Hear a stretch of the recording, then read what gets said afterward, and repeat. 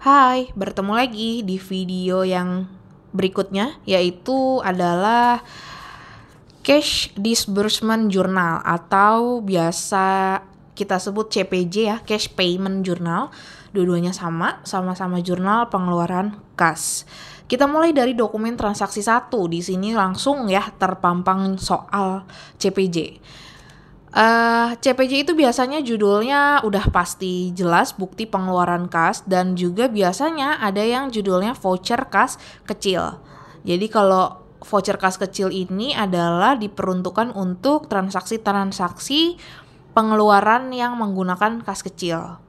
Tapi untuk transaksi FKK atau voucher kas kecil ini tidak langsung kita catat di jurnal per tanggal terjadinya transaksi. Karena di soal karya mandiri ini kita juga menggunakan sistem, sebentar kita cari keterangannya ini.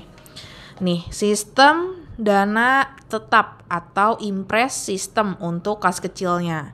Dengan demikian, voucher-voucher kas kecil ini nantinya akan dicatat di akhir bulan ketika ada transaksi pengisian kembali kas kecil ya. Jadi sekarang kita fokusnya di yang judulnya bukti pengeluaran kas dulu. Oke, kita masuk ke transaksi 1. Di sini ada tanggalnya, tanggal 2 Desember, nomor invoice-nya yang ini BKK 1201. Di sini kita mengeluarkan kas untuk membayar gaji karyawan nih, membayar gaji karyawan sebesar 3.500.000. Oke.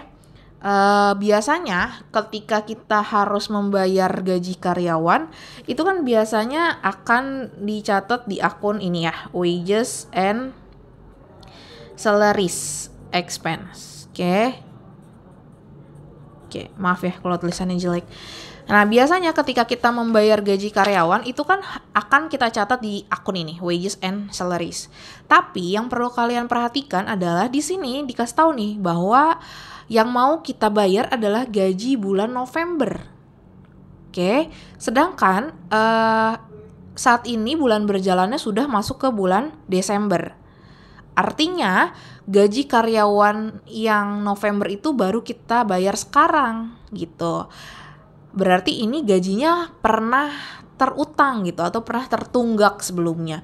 Jadi untuk pencatatan di jurnalnya kita tidak memasukkan ke dalam akun wages and salaries expense ya, bukan ini bukan, tapi akan kita masuk ke akun expense payable atau bisa disebut beban yang masih harus dibayar atau beban terutang.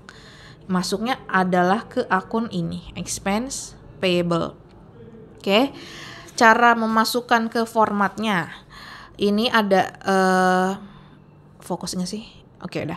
Ini ada tanggalnya ya, tanggal 2, invoice-nya BKK 1201. Keterangannya bisa kalian tulis aja gaji karyawan. Cek numbernya ada juga BP 1201, dan di sini yang sebelah debitnya kita masukin expense payable, bukan wages ya, expense payable angkanya 3.500.000, dan yang kredit sudah pasti satu-satunya adalah akun cash in bank. Langsung aja ditulis 3.500.000 ya. Jadi untuk transaksi nomor 1 itu ada di expense payable debitnya, dan kreditnya ada di cash in bank, angkanya adalah 3.500.000 untuk pembayaran gaji karyawan yang tertunggak. Seperti itu ya. Oke. Nextnya bukan yang ini, bukan FKK, ini kita skip dulu. Jadi kita cari transaksi yang lain, CPJ-nya. Ini juga ada voucher kas kecil, kita skip lagi. Oke, ini ya.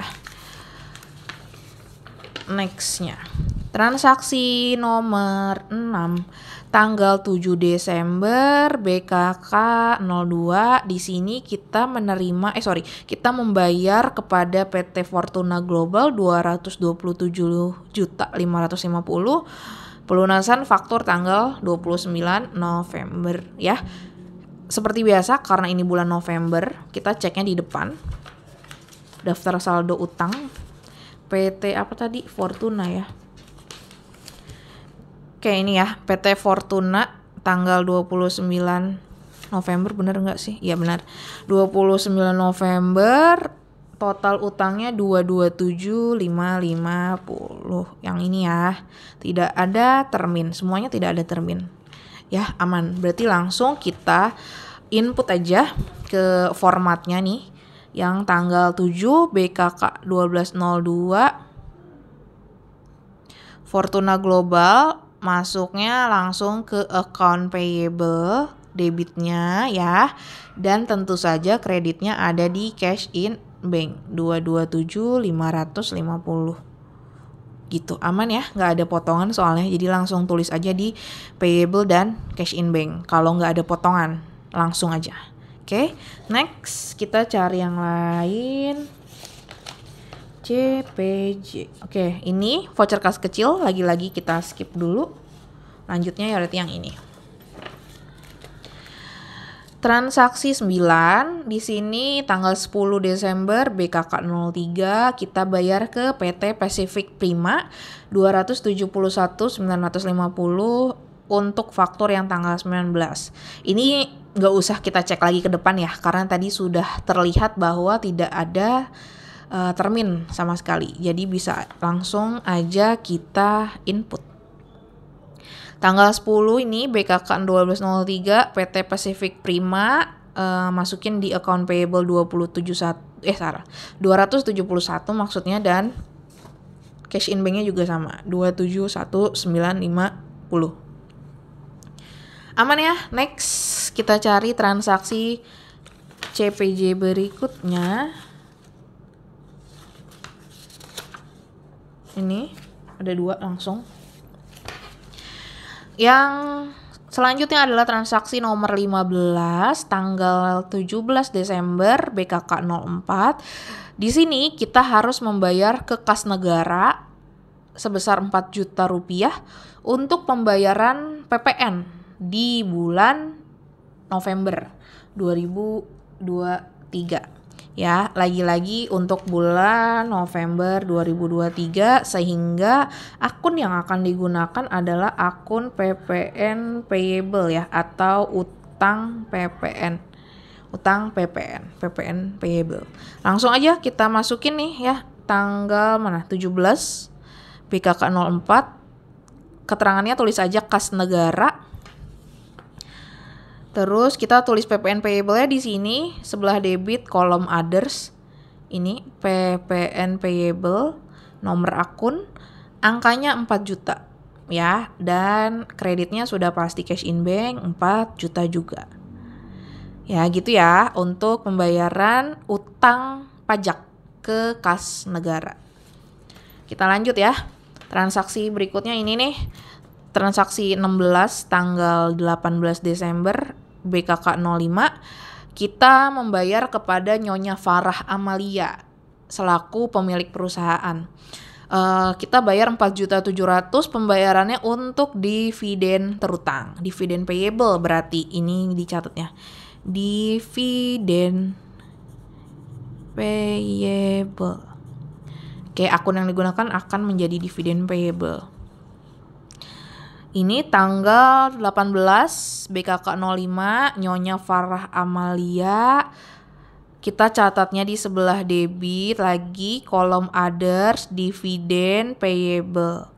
Angkanya 4.700.000. Demikian juga yang dikredit, cash in banknya berkurang 4.700.000. Oke, gitu ya. Next lagi cari soal CPJ. Ini dia.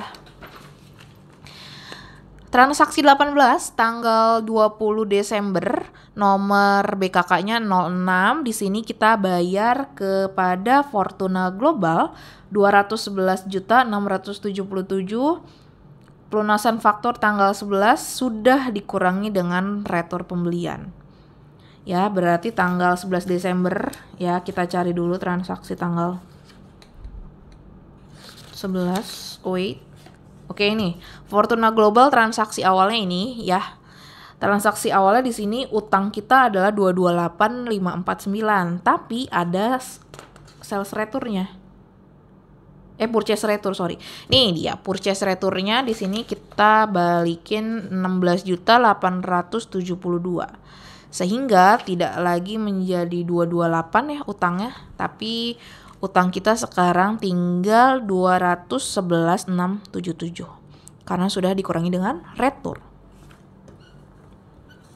Kita masukkan tanggal 20 BKK 06 PT-nya Fortuna Global, karena lagi-lagi tidak ada potongan atau diskon, jadi langsung aja ditulisnya di account payable 211677 dan cash in bank-nya sama 211677.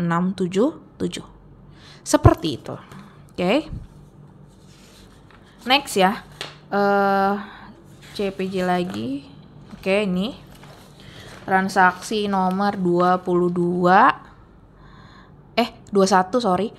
Tanggal 23 Desember BKK-nya 07 kita bayar kepada Global Sinergi 241 sekian untuk pelunasan tanggal 26 November. Tidak perlu dicek lagi ya, udah pasti nggak ada terminnya, jadi bisa langsung kita input tanggal 23. Ini Global Sinergi 241.980 di account payable, dan yang di kreditnya cash in bank 241.980. Oke. Gitu ya. Masih simple ya, kalau untuk pelunasan tidak ada diskon, tinggal gampang aja, tinggal di account payable dan di cash in bank. Oke. Kita cari lagi apakah masih ada. Ada ternyata. Yang selanjutnya ada ini dulu ya, karena voucher kas kecil masih kita skip. Selanjutnya transaksi 24, di sini kita bayar kepada Bank Mandiri. Di sini bayarnya untuk pinjaman atau loan 18 juta dan ada bunganya 1.800.000, sehingga yang kita bayar adalah 19.800. Berarti di sini ada dua akun yang akan digunakan, yaitu akun pinjaman atau akun loan ya. Dan yang kedua adalah akun bunga atau beban bunga, interest revenue. Cara pencatatannya tanggal 28 BKK 08, tulis aja description-nya Bank Mandiri. Nah, terus yang sebelah debitnya tadi pertama kita bayar untuk pinjamannya ya, Bank Mandiri loan di sini 18 juta.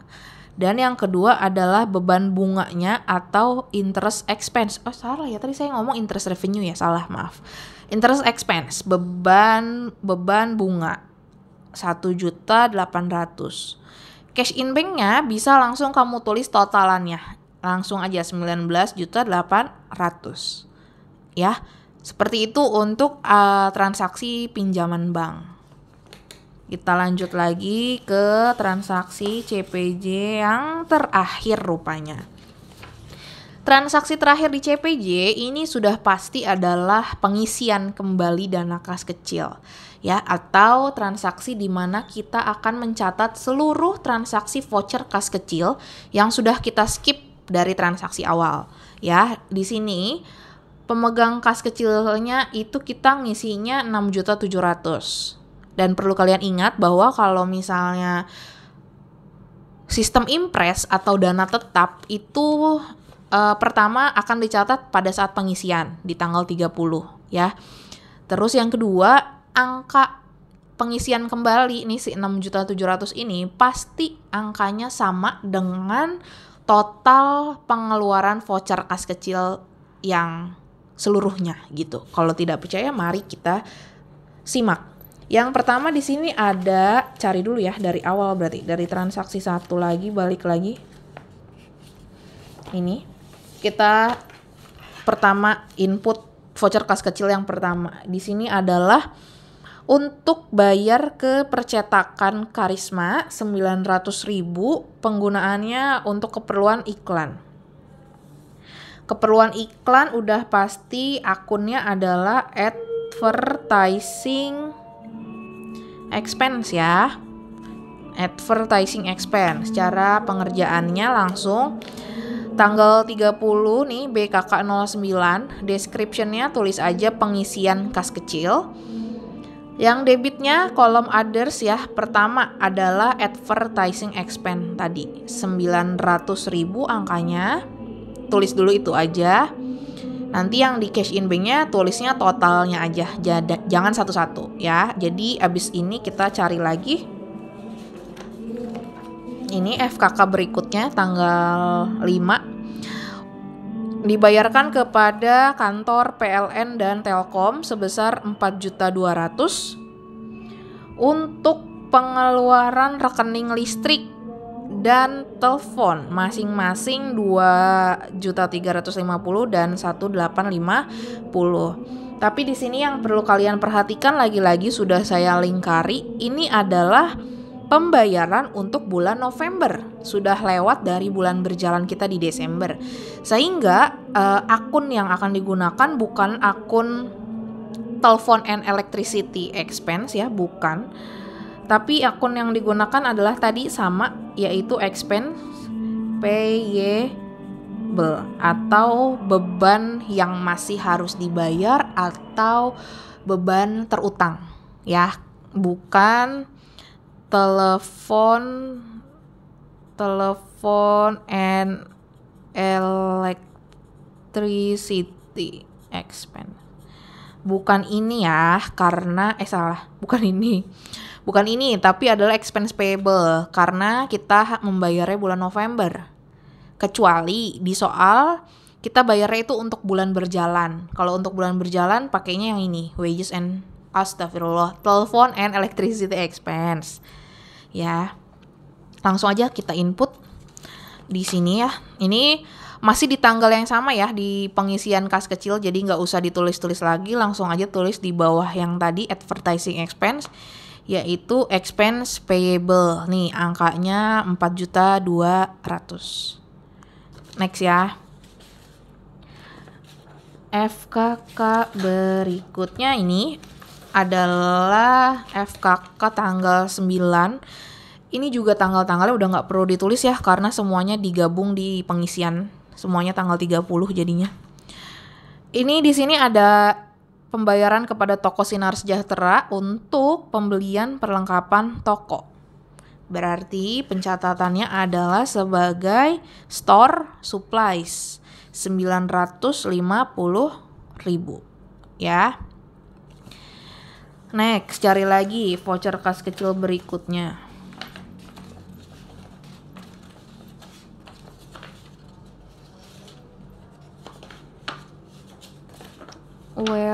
Di mana? Oke, ini. Ini yang selanjutnya ya. Kita bayar ke Bapak Wira Suryana sebesar 650.000 untuk perbaikan atap toko yang rusak. Di sini masukkan sebagai beban lain-lain atau other operational expense. Sudah diberitahu akun yang digunakan, jadi langsung saja kita tulis di bawah store supplies tadi other operating expense. Angkanya 650.000. Ya, ini saya garis sendiri ya karena formatnya tidak cukup, sehingga silahkan untuk menambah garis sendiri aja biar rapih, tetap harus di garis ya nak ya. Udah selesai, apakah masih ada FKK berikutnya? Oh, tidak ada ya, sehingga ini menjadi transaksi terakhir dari cash payment. Kalau udah seperti biasa, langkah terakhirnya adalah mentotalkan seluruh akun. Ini account payable taruh di bawah, total others debit juga semua ini totalkan taruh di bawah. Begitu juga yang cash in banknya semua taruh di bawah. Untuk membuktikan apakah balance, jangan lupa di total sisi debit, berarti ada ini dan ini, total taruh di bawah. Sisi kredit kebetulan hanya ada cash in bank, jadi langsung aja ditulis di bawah. Kalau angkanya udah sama, balance berarti kemungkinan benarnya besar. Jangan lupa juga nih, ya tidak bosan-bosan mengingatkan untuk menulis account number masing-masing. Ini account number untuk account payable, nah ini akun-akunnya kan beda semua, jadi nomor akunnya punya masing-masing. Kalau yang ini akun cash in bank, nomor akunnya di sini. Begitu ya. Dan juga saya ingatkan ke kalian bahwa untuk jurnal cash payment ini ya, jurnal pengeluaran dan jurnal receipt mana tadi ya? Ini. Dan jurnal receipt ini bobot penilaiannya itu lebih besar ya nak ya, lebih besar dibanding sales, purchase dan general. Jadi pastikan kalian mengerjakan cash receipt dan cash payment dengan sabar, teliti, tekun. Jangan ada transaksi yang skip karena bobotnya jauh lebih besar. Hampir 100% dibanding jurnal yang lain. Oke. Cukup sekian untuk cash payment. Kita bertemu di next video. Bye-bye.